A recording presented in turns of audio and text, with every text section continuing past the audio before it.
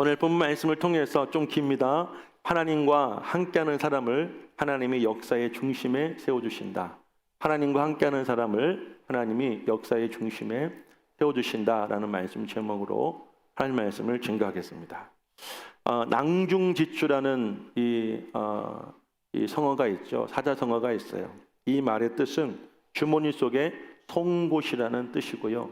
이 말을 해석하면 뾰족한 송곳은 주머니 안에 가만히만 있어도 반드시 주머니를 뚫고 세상 밖으로 나온다라는 그런 뜻으로서 이 말을 지극해보면 뛰어난 재능과 능력을 가진 사람은 남의 눈에 쉽게 뜬다라는 그런 의미입니다. 이스라엘이라고 하는 그런 주머니 속에서 마치 뾰족한 송곳처럼 영적인 사람으로 단련되어진 이 다윗이 하나님을 통해서 어떻게 세상 밖에 이 삐짓고 이렇게 출현하게 되어지고 등장하게 되어지는지 그 과정을 우리가 함께 보면서 하나님은 하나님과 함께하는 사람들에게 어떻게 역사의 중심 속에 세워주시는가를 우리가 함께 공부하고 또 함께 은혜 나누는 시간을 갖도록 하겠습니다. 우리 첫 번째 한번 다 같이 읽어보겠습니다. 함께 읽어봅니다. 시작. 하나님과 함께한 다윗을 하나님이 이스라엘 왕으로 세워주셨습니다. 자, 지난 시간에 이 말씀 우리 잠깐 복습해 보면서 은혜 먼저 받도록 하겠습니다. 다윗은 아버지 이새의 8형제 중에서 마지막 8번째 아들이었죠. 그래서 그 성경에 나오는 이 막내라고 하는 말은 가장 작은 자, 가장 어린 자라는 그런 뜻을 가지고 있고요. 그리고 이 말은 꼬마, 꼬봉, 그리고 찌끄러기라고 하는 그런 이 숨은 표현이 담겨져 있죠. 그러니까 절대로 긍정적이거나 또 사랑스러운 그런 표현은 아니었던 것입니다. 그래서 아들은 아들이었지만 아버지 이새가 사랑하지도 않고 별로 기대하지도 않았던 그 8아들 중에서 가장 작은 자, 가장 찌끄러기와 같았던 그 아들 다윗에게는 소나 양을 맡기고 그 양과 소를 치는 목자의 일을 하게 했습니다. 저는 말씀을 좀 이런 생각을 해봤어요. 늘 이새의 마음속에 어떤 다윗을 볼 때 어떤 생각이었을까? 왜 다윗을 그렇게 대했을까? 내가 낳으려고 계획하지 않았는데 저 자식은 내가 저 자식을 낳으려고 부부와 서로 합의하고 계획하지 않았는데 어느 날 갑자기 덜커덕 아이가 생겼어요. 그래서 막상 낳아보니까 또 그 아이가 별스럽지 않은 거예요. 클 때도 보니까 이 아이가 두드러지게 잘난 것도 없어요. 그러니까 태어날 때부터 계획이 없이 태어나는 그 자식, 태어나서 자라는 동안에도 그렇게 기대감을 줄 수 없는 그 찌끄러기 같은 그 자식에게는 그 집안의 가장 허드렛 일을 맡기면서 여러분 그 형제들을 섬기고 그 아버지를 돕는 그런 삶을 그 아버지가 살게 했던 거예요. 사무엘 선지자가 그의 집에 찾아와서 이스라엘 왕을 선택할 때 첫째 아들 엘리압과 둘째 아들 아비나답, 셋째 아들 삼마가 차례대로 지나갑니다. 사무엘 선지자도 그 아들들을 보는 순간 여호와의 기름 부으실 자가 과연 주님 앞에 있도다라는 그런 마음이 들 정도로 그들은 대단하게 훌륭하고 뛰어난 그런 사람이었지만 하나님께서는 사무엘에게 뭐라고 말씀하시죠? 사람의 키와 용모를 보지 마라. 내가 이미 그를 버렸노라. 내가 이미 그를 버렸다라는 말 속에는 하나님께서는 엘리압을 버리셨다, 아비나답을 버리셨다, 삼마를 버리셨다라는 그런 사람을 버리셨다는 말씀이 아니라 그 사람이 가지고 있는 사람들이 그 사람을 통하여서 감동하고 여러분들 그 사람을 볼 때에 여러분들 마음에 들고 눈에 들고 이 사람이 적격하다고 생각하는 그 기준, 왕으로서의 기준, 왕으로서의 그 패턴, 사람들이 가지고 있는 인간의 가치관을 하나님은 다 버리셨다. 사람은 그 사람의 외모를 보지만 나 여호와는 사람의 뭐를 보신다고요? 중심을 보신다. 이게 너무나 우리 믿는 성도들에게는 은혜가 되고 또 감동이 되는 그런 말씀인 줄로 믿습니다. 그래서 여러분들 16장 7절 말씀 보니까 사람은 외모를 보지만 나 여호와는 중심을 본다라고 말씀하셨어요. 잘난 외모를 위해 살아왔고 그 잘난 외모 믿고 내가 정말 자신감에 충만하고 그리고 내가 이스라엘의 왕이 될 거야라는 그런 확신과 기대를 가졌던 형제들에게는 하나같이 탈락의 고배를 마시게 하셨죠. 세상에는 이렇게 잘난 사람들이 너무나 많습니다. 그리고 사람들은 그 잘난 사람이 되려고 피나는 노력을 하고 있습니다. 그리고 그 잘난 사람들은 자신이 다 잘난 줄 알아요. 그래서 여러분들 하나같이 잘난 내가 왕이 되어야 되고, 잘난 내가 최고 경영자가 되어야 되고, 잘난 내가 이 세상을 이끌어가는 리더가 되어야 된다고 그렇게 확신과 자신감을 갖고 살아갑니다. 그 이유는 세상의 기준과 가치관, 사람을 보고 세우는 그 패턴이 여러분들 그런 사람을 요구해왔고, 세상의 교육기관은 그런 사람들을 양성해왔고, 수많은 경쟁에서 이긴 그 사람들은 자신들이 여러분들 다른 어떤 사람들보다도 누구보다 뛰어나다는 그런 사실을 너무나 잘 알고 있다는 사실이죠. 그러나 아주 오래전 하나님은 사람을 보시고 선택하셔서 사용하시는 가치관, 그 기준, 그 패턴을 완전히 버리셨다는 거예요. 과거부터 현재까지 사람들은 변함없이 외모를 보고 있지만 하나님은 변함없이 사람의 중심을 보시고 그 중심 가운데 하나님이 있는 사람을 선택하셔서 세우시고 쓰시는 줄로 믿으시기를 간절히 축복합니다. 사랑하는 여러분, 다시 한번 부탁드립니다. 여러분들은 모두 그리스도인들입니다. 그리스도인들은 세상적 기준과 가치관의 잣대를 가지고 여러분 자신과 세상을 보고 판단하는 사람들이 아니라 하나님의 자녀가 되어 하나님의 백성이 되고, 그리고 하나님 나라의 기준과 성경적인 가치관을 가지고 여러분 자신을 보고 판단하며 세상을 보고 판단하며 나아갈 수 있는 그런 삶을 살아야 되는 줄로 믿습니다. 여러분의 가정적 배경이 좋지 않아 다른 사람들보다 부모의 도움을 받지 못한다고 낙심하지도 불평하거나 원망하지도 마십시오.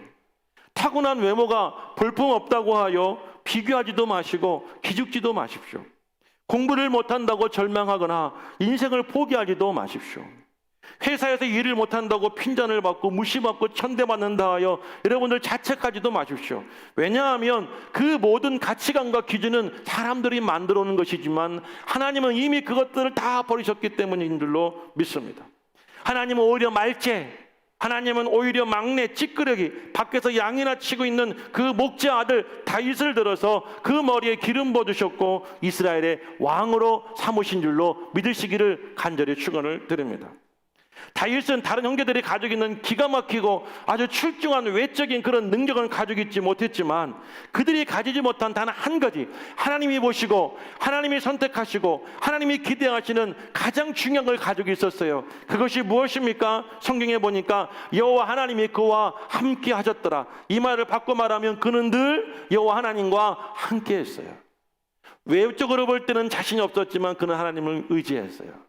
형제들보다 아버지께 사랑을 받지 못했지만 그 사랑을 가지고 하나님께 의지해서 하나님의 사랑을 받았어요. 세상적인 자신의 능력을 인정받지 못했지만 하나님께 수금을 치고 비파를 치며 찬양을 부르고 하나님께 주시는 그 은혜와 감동으로 하나님께 주시는 그 은혜를 받으면서 그는 늘 충만한 기쁨으로 이 땅을 살아왔던 줄로 믿습니다. 할렐루야. 사랑하는 여러분들, 우리도 이 땅에 살아가면서 비록 내가 세상 사람들이 볼 때에는 이 세상에 말하고 있는 그 기준과 잣대와 그 패턴과 가치관으로 볼 때에는 여러분들 너무나 초라하고 너무나 볼품없는 그런 인생들이었을지라도 여러분들이 과연 하나님과 함께 하신다면 하나님께서는 그들 가운데에 여러분들을 왕으로 기름 부어 주실 것입니다. 그리고 여러분들에게 성령의 충만함을 주실 것입니다. 그리고 여러분들을 통하여서 각자 있는 그 자리에서 하나님은 왕이 되게 하실 줄로 믿으시기를 주의 이름으로 간절히 축원을 드립니다. 목사는 그런 사람들이 이 땅에 세워지도록 가르치고 증거하고 또 이 땅의 교회 안에서 그런 사람들을 세워주고 자신 있게 세상 속에 나아가서 그 세상의 왕이 되게 하는 그런 사역을 하는 사람들이 바로 목사이고 교회인 줄로 믿습니다. 혹시 교회까지 와가지고 여러분들의 그 외모 때문에 여러분들 인간적인 그 외소함 때문에 낙심하며 또 그 비교의식을 가지고 기죽어 사는 분이 계시다고 한다면 오늘 그 마음을 예수 이름으로 다 버리시기를 주의 이름으로 축복합니다. 그 패턴, 그 기준과 가치관은 세상적인 거예요. 하나님이 만드신 것이 아니라 인간이 만들어 놓은 가치관이에요. 하나님은 이미 엘리압을 버리셨어요. 아비나답을 버리셨어요. 산마를 버리셨어요. 사람이 보는 그 높고 크고 잘나고 그 멋진 인생을 하나님은 추구하지 않아요. 한 가지예요. 나는 비록 부족하지만, 가진 것이 없지만, 잘나지 못했지만, 똑똑하지 못하지만, 예쁘지 못하지만, 멋있지 않지만 하나님이 나와 함께 하시고 내가 하나님과 함께 하시면 하나님은 그 잘나고 똑똑하고 멋있는 사람들보다 나에게 더 관심을 가져주신다는 거예요. 믿으시면 아멘 하시기를 기름을 축복합니다. 오늘 설교를 준비하고 어제 오는데 우리 한 목사님과 통화를 하면서 이런 얘기를 했어요. 저한테 그러시는 거예요. 목사님, 나 내일은 설교 10분만 할 거야. 그래서 제가 막 웃었어요. 그래서 제가 농담 이런 얘기를 했어요. 10분 이상 한다에 내가 10만 원 걸겠습니다. 그랬더니 네, 그럼 무조건 10분 해야지. 제가 그랬어요. 목사님 10분 하면 하나님께 지는 거예요. 마귀에게 지는 거예요. 차라리 10만 원을 포기하고 나를 주고 성령이 인도하신 대로 설교를 하세요. 그러면 이기는 거예요. 어떻게 성도들이 10분 설교를 그 은혜를 받을 수 있겠습니까? 나는 죽었다 깨나도 내가 몇 번 태어나도 10분의 은혜를 끼칠 수 없는데 목사님 참 대단한 능력자이시네요. 그랬더니 뭐라고 말씀하시냐면 설교를 하다가 10분 딱 되면은 오늘 설교 여기까지 하고 다음 주에 이어서 하겠대요. 그게 가능하겠냐고요. 성령에 사로잡힌 사람, 하나님의 영에 사로잡힌 사람은 자신의 의지, 자신의 감정, 생각에 지배받지 않아요. 하나님의 영에 감동받고 지배받는 줄을 믿으시기를 바랍니다. 오늘 예배를 마치고 가실 때 아마 여러분들 손에 따뜻한 떡 한 덩어리가 들려지게 될 거예요. 이 떡은 지난주 한 주간 동안 제가 열심히 땀 흘리고 노력한 대가예요. 지난달에 우리 권권사님께서 예사랑교회 외부 공사를 해주셨죠. 그런데 그 교회가 이제 입구에 보면은 양쪽에 테라스가 있어요. 너무 오래되고 낡아가지고 나무가 썩고 다 올라왔다고 선배들을 불러서 또 한숨을 쉬면서 걱정하는 거예요. 저는 가만히 있었는데 제 친구 목사가 걱정하지 마, 우리가 해줄게. 담대하게 또 얘기하더라고요.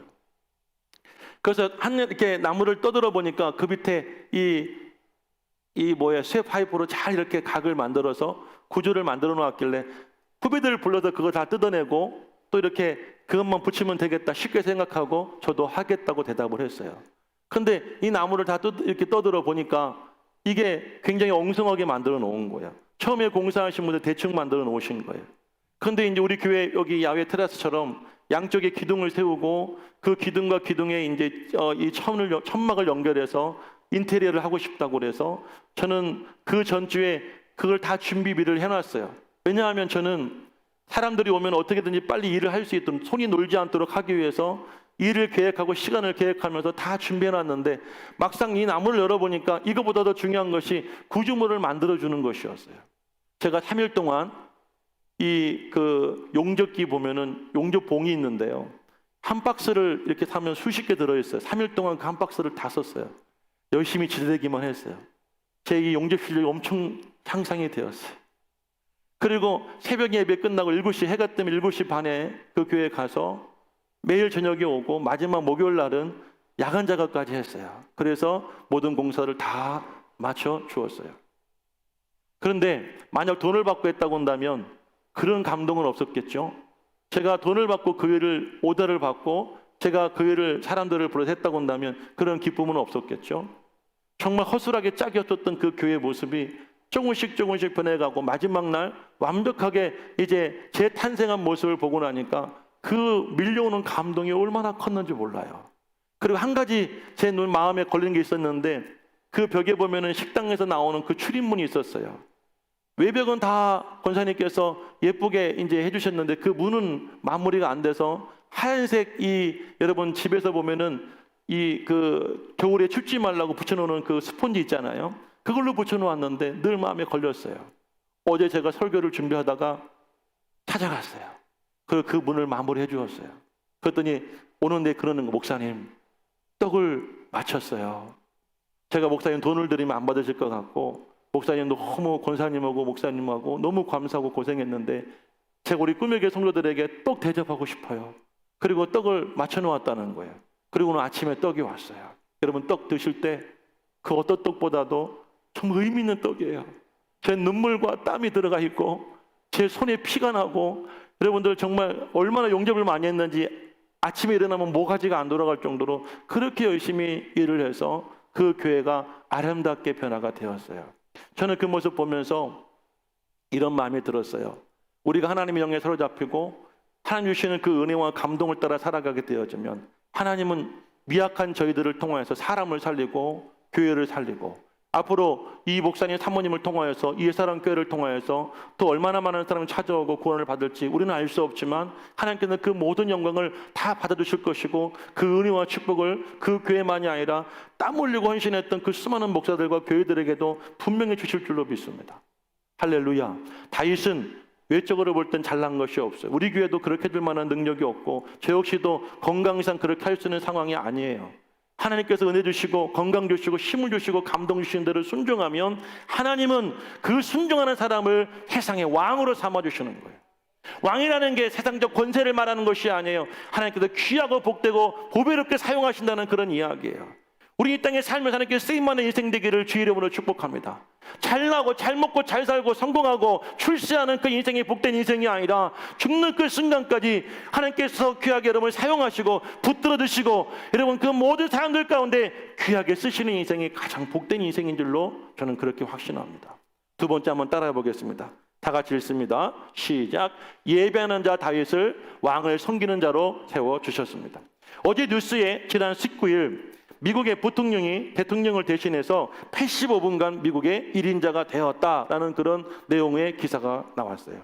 대통령 이 후보 때부터 여러 질병으로 인한 수술과 그리고 이미 정년을 넘긴 고령의 이 나이가 늘 문제였는데 지금 미국 대통령의 나이가 78세라고 합니다.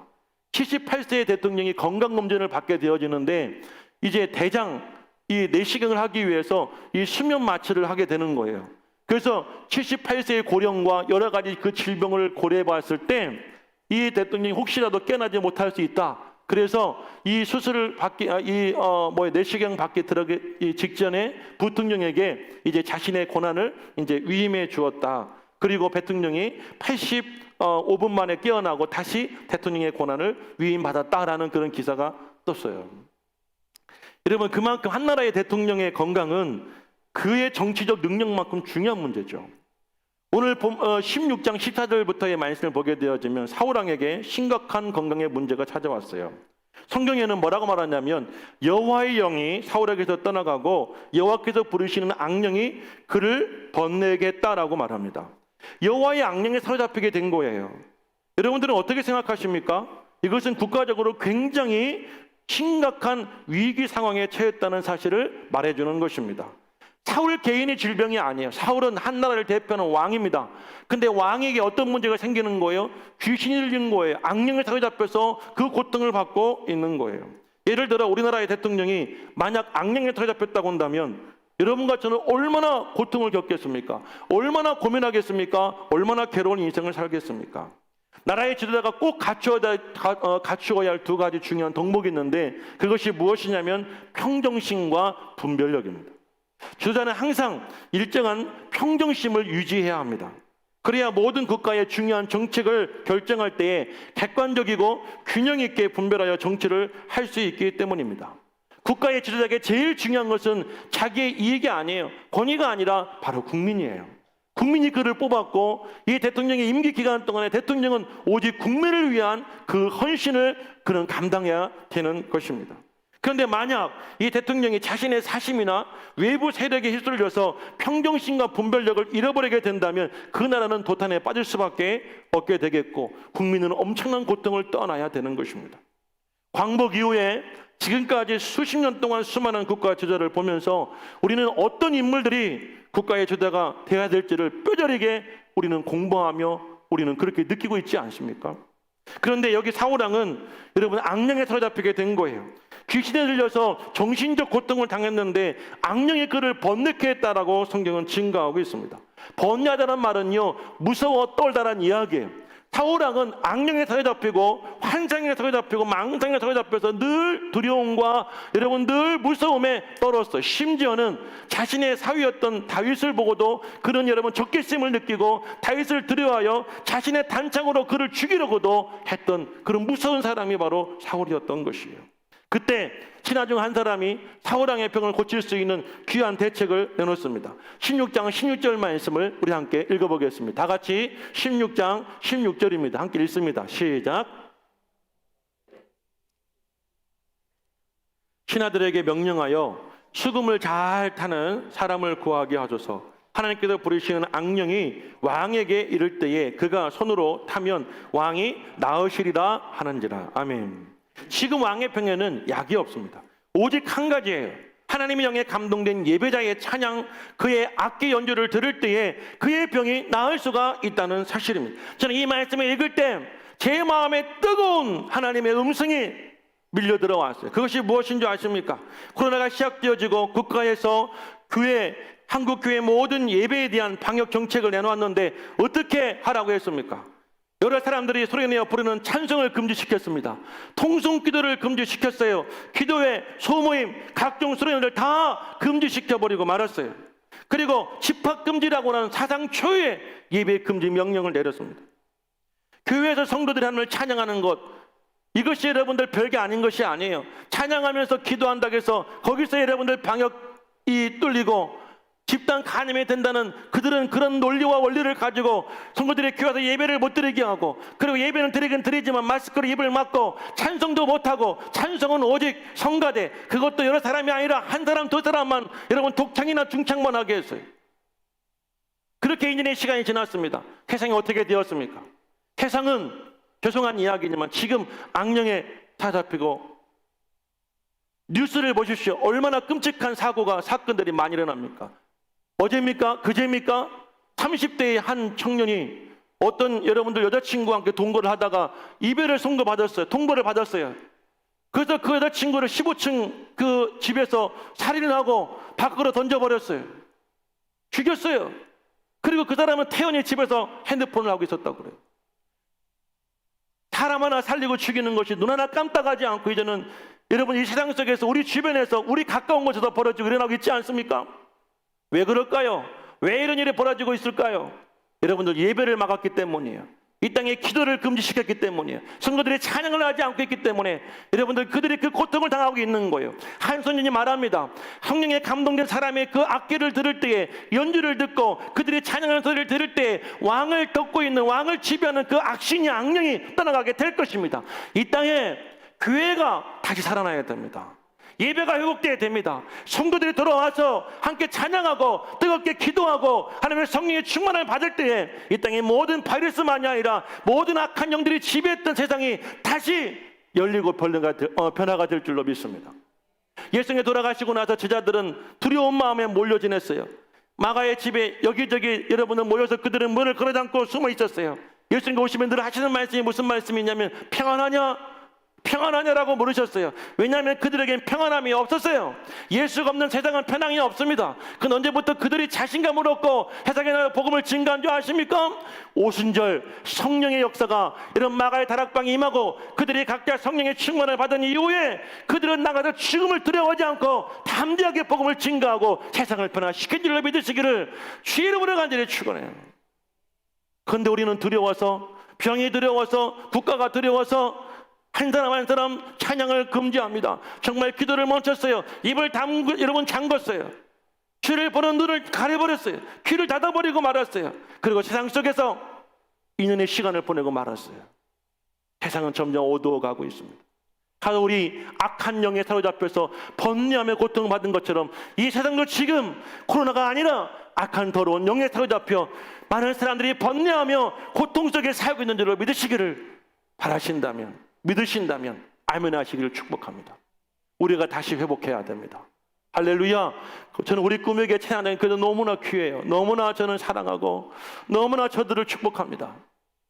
멀리서 와서 찬양하는 것 그 자체도 중요하고 감사하지만 저는 예배 때 나와서 저들이 연주하는 그 찬양 반주 소리를 들을 때에 전사님의 찬양 인도하며 우리가 함께 찬양하는 그 소리가 뒤에서 제 뒤통수와 함께 제 귀 속에 들려올 때 여러분 그 일주일 동안에 한 번도 느끼지 못한 그 은혜와 감동이 제 가슴 속에 막 올라오는 걸 경험합니다.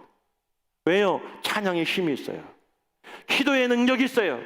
예배의 생명이 있습니다.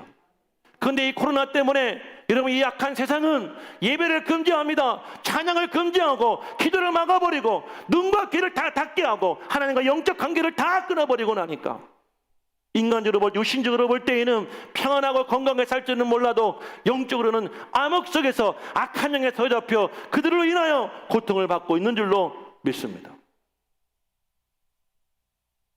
제가 다음 주 29일부터 3일간 교단 목회자 수련회에서 찬양 인도를 합니다. 개척 후 한동안 저는 교단과 그리고 지방의 중요한 부흥회나 행사 때마다 찬양 인도를 해왔습니다. 생각해 보니까 그때는 제가 우리 교회 모든 예배 때마다 기타를 두고 찬양 인도를 했었어요. 그러다가 우리 교회 부목사가 들어오고 부목사가 찬양 인도를 하면서부터 제가 이제 찬양인들 하지 않았잖아요. 그런데 생각해보니까 그때부터 외부 사역이 끊어졌어요. 우연의 일치인지 제가 억지로 끼워 맞춰서인지 모르겠지만 지난 4월에 부목사가 사임을 하게 되어지고 그때부터 수요 예배 때 저는 다시 기타를 꺼내어 기타를 메고 찬양인들을 시작했어요. 제가 기타를 찾았는데 어디서 나왔느냐면 우리 교회 저쪽 창고에서 나오더라고요. 기타가 여기저기 틀어지고 망가지고 먼지가 꼈는데 얼마나 그 먼지를 닦아도 나오는지 모르겠어요. 쇠는 다 녹슬어 버렸어요. 그래서 그 기타를 다시 꺼내어서 다시 조율하고 다시 만져서 지난 여러분 주까지 계속 찬양인들을 하고 있었어요. 그런데 어느 날 우리 목회 연구부의 총무님이 전화가 온 거예요. 그래서 저에게 하시는 말씀이 목사 이번에 목회자 수련회가 있는데 목사가 찬양인도 좀 해줘 그러시는 거예요. 그래서 제가 그랬어요. 목사님 저 그거 졸업한 지 한참 되었어요. 10년은 다 되는 것 같아요. 못해요. 그리고 목사님 제 나이가 몇 살인데요. 나도 47이라고. 내가 언제까지 그 짓 해야 돼요? 안 할 거야 그랬더니 뭐라고 하시냐 아십니까? 야 인마 너 몇 살이야 인마? 너 나보다 나이 많어? 어디? 선배 가라면 하는 것이지. 그렇게 토를 하고 그래. 할 거야 안 할 거야가 아니에요. 해!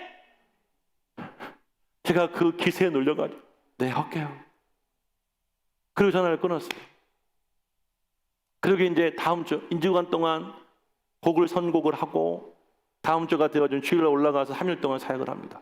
제가 설교를 준비하면서 이런 마음이 들었어요. 지난 2년간 무너진 이 땅의 교회들의 예배와 기도와 찬송, 하나님께서는 이미 저에게 지난 4월부터 다시 기타를 매게 하시고 다시 찬양하게 하시고 다시 예배하게 하셨어요.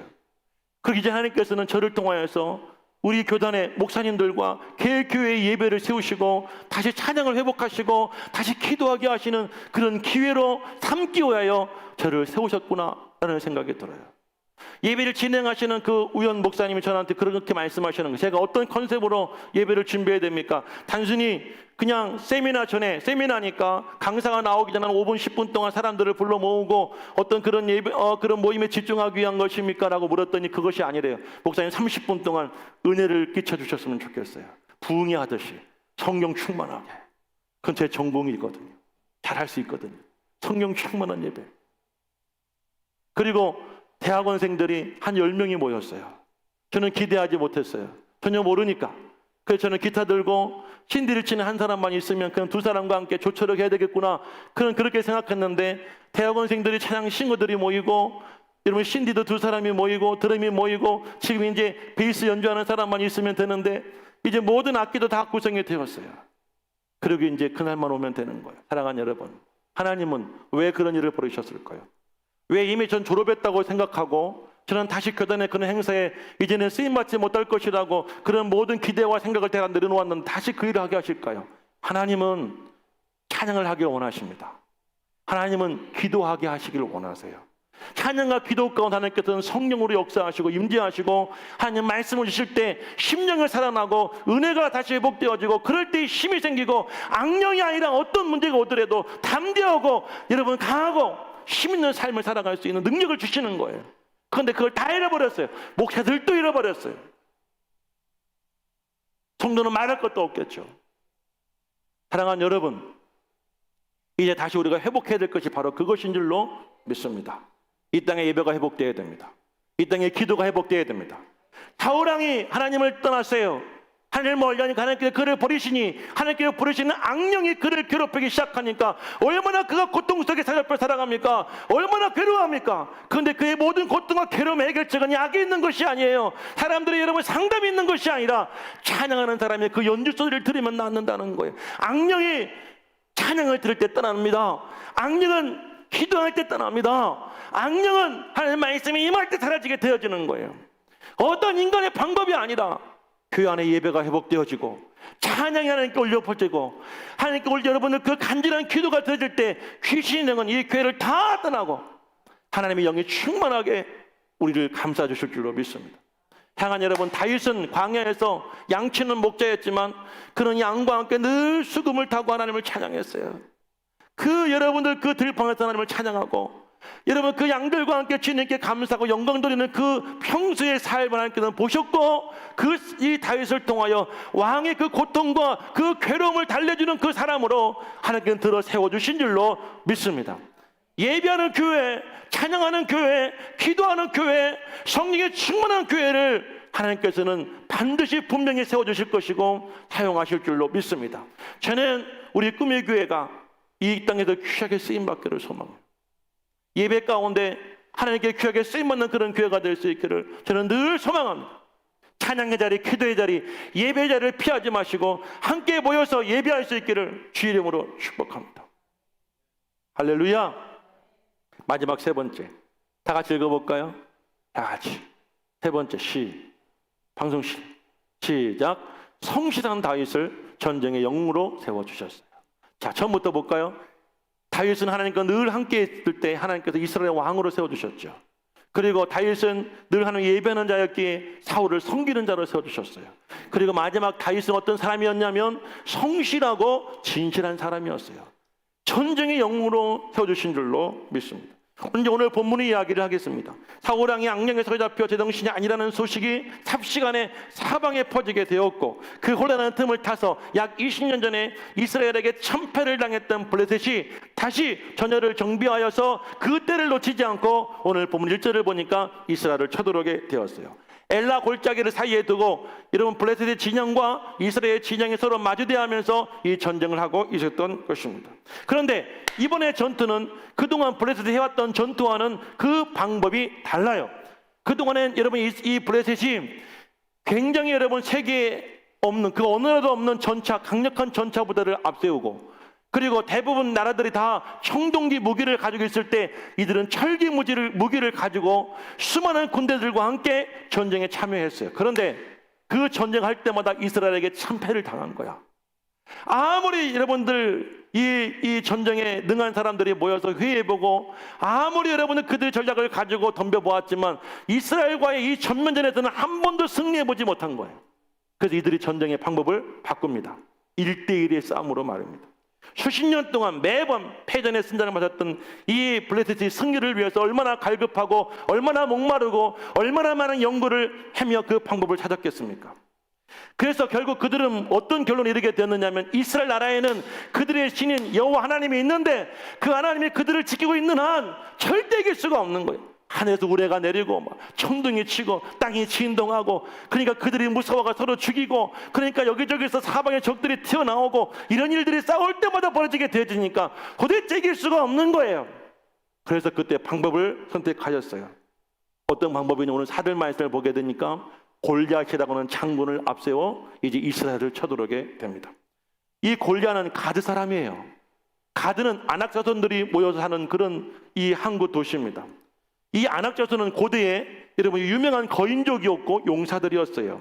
민수기 말씀을 보게 되어지면 이 가나안 땅을 정탐했던 12명의 정탐꾼들이 돌아와서 그들이 일제히 뭐라고 말합니까? 가나안 땅에 들어갔더니 그 가나안 아낙 자손들이 있는데, 그들의 후손들이 있는데 그들이 얼마나 크고 장대한지 우리는 그들에 비교하면 메뚜기와 같습니다. 그렇게 말할 만큼 그들은 덩치가 크고 키가 크고 용사 중에 용사였던 것입니다. 오늘 본문의 말씀을 보면 골리앗의 키는 약 2m 80cm였어요.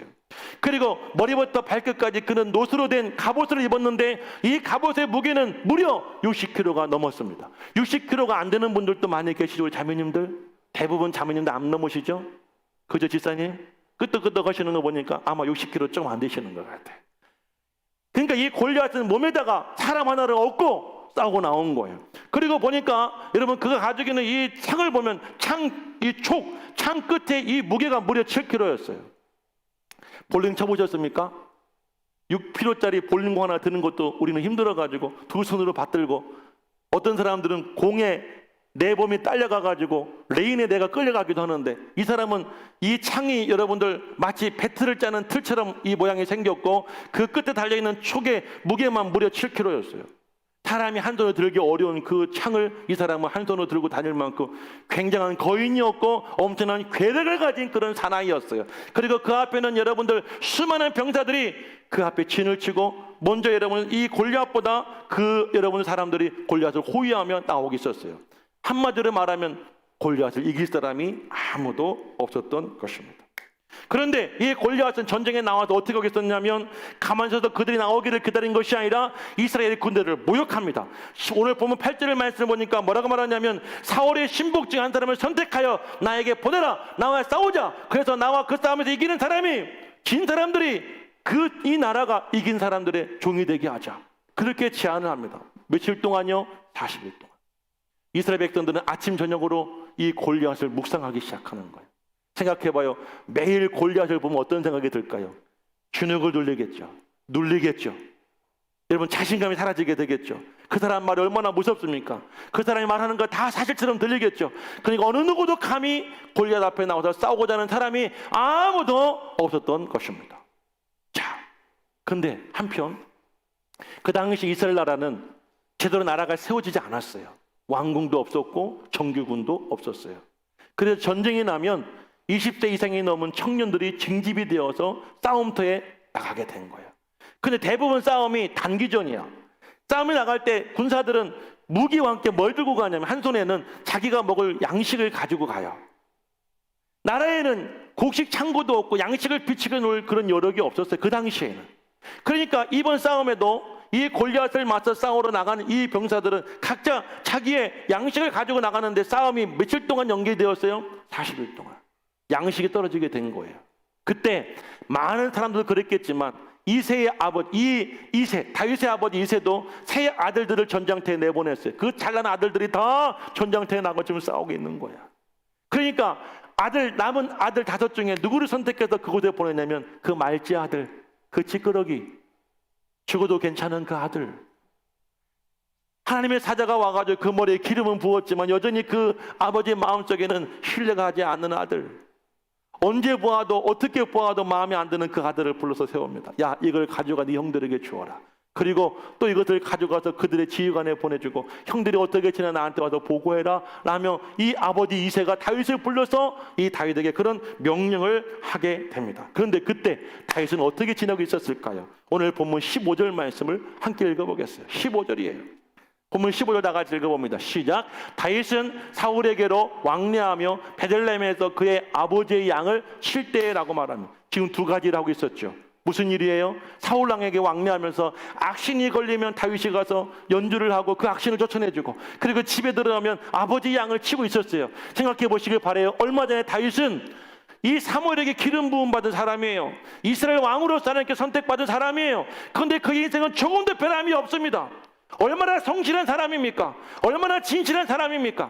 아버지 양을 계속 치고 있었어요. 그리고 왕이 부르면 언제든지 끌려 올라가서 그 왕 앞에서 연주를 하고 왕의 그 고통의 문제를 해결해 주면서 그는 왕래하고 있었어요. 그리고 나는데 어느 날 아버지가 불러서 형들에게 보내자. 이 다윗은 어떻게 가고 있었는가? 오늘 보면 20절 말씀을 읽어보겠습니다. 다 같이 20절 말씀 시작. 다윗이 아침에 일찍 일어나 양을 양지키는 자에게 맡기고 이새가 명령한 대로 가지고 가서 할렐루야. 다윗이 언제 출발합니까? 아버지의 명령을 받고 다윗이 언제 출발해요? 미루지 않아요. 아버지 하루만 미뤄주세요. 아버지 내 것들 먼저 하고요. 양 이거 어떻게 해보고요. 이거지 아니에요. 자기가 중요했던 양을 다 뒤로 하고 양치는 자에게 맡겨버리고 지금 제일 중요한 건 뭐예요? 자기를 찌끄러기처럼 대하고 자기를 천대하는 그 아버지 이새의 말을 따르는데 언제 갑니까? 아침 일찍 일어났어요. 그리고 자기가 그 양식을 가지고 양은 치는 자에게 맡기고 그 아버지의 명령을 따라서 전장터에 지금 걸어가고 있었던 것이에요. 다윗은 성실한 사람이에요. 할렐루야. 돈을 벌어도 성공을 해도 지위가 바뀌고 환경이 바뀌어도 다윗은 조금도 변함이 없는 그런 중심 있는 사람이었어요. 왜? 늘 여호와 하나님과 함께 했기 때문인 줄로 믿습니다. 사람들은 변해요. 돈을 좀 벌으면 거드름을 피워요. 학교 좋은 데 갔다고 모가지 힘이 잔뜩 들어가요.